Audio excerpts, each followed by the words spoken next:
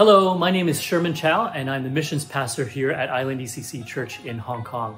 I've been serving here for 10 years. I'm married to my lovely wife, Becky. We have 3 children, and we recently adopted a 3rd pet. So I have an equal number of biological children with short hair and also 3 furry children as well.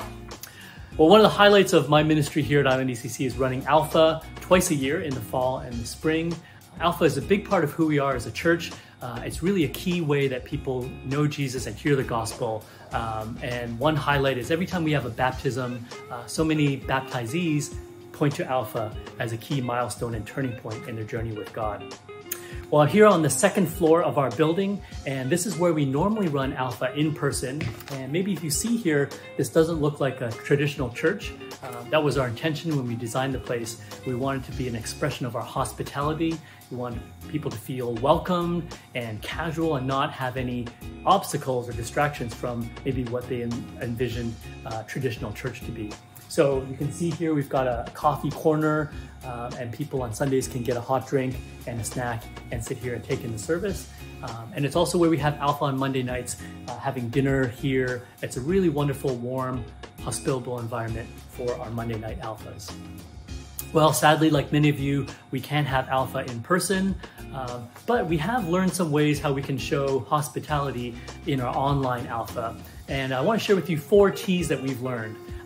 That's teamwork, timing, training, and transitions. And those are ways that we get 4 T's to express H, hospitality.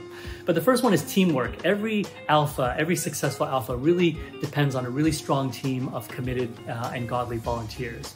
And some key members of that team are the hosts and MCs. They're the first face that people see on the very first night of Alpha, and also they're the first faces each Monday when they start Alpha. They start the evening off wonderfully, welcoming people, usually in a humorous, funny way, and also they set the tone for the evening. And so our hosts and MCs are a really, really important part of the team.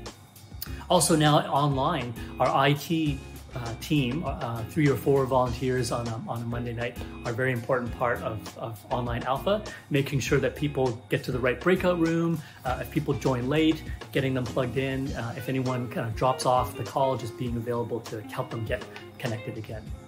And with every Alpha, whether it's in person or online, prayer warriors are a vital part, setting a strong spiritual foundation and praying for protection over that evening.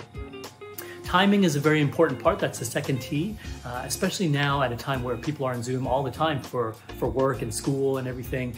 We definitely don't want Alpha to be boring. And so we've changed the Alpha time to be 1.5 hours on Monday nights, starting at 7:30 sharp and ending as close as we can to 9 p.m., our stated end time. We just want to be respectful of people's time and definitely don't want there to be any Zoom fatigue affecting their interest in the good news of Jesus Christ.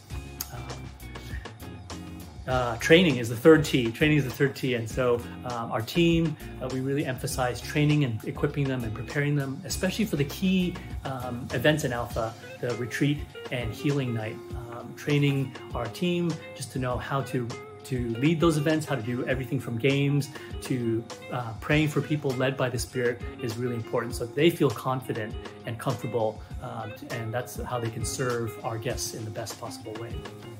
And the last T is transitions. We're always looking for ways that we can transition people from our Monday night Alpha to the life of the church, Sunday or ministry events in between, whether that's small groups or care groups as we call them here, or a men's ministry, women's ministry, local service trips. There's lots of transition points. Often we find before week 10, before the last evening of Alpha, there are many opportunities, and the way that we learn about that is through conversations with our guests. And so whenever we have a chance, we transition people, we connect them to the life of the church.